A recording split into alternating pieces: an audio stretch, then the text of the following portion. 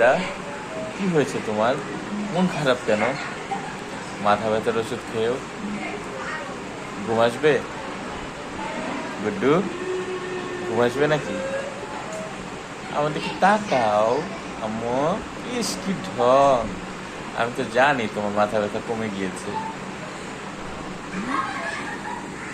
আয় হায় আয় হায়, নখ খাচ্ছে আবার।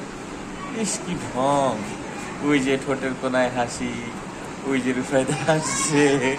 তাকাও পাপার দিকে, পাপা কিন্তু সব ভিডিও করছি।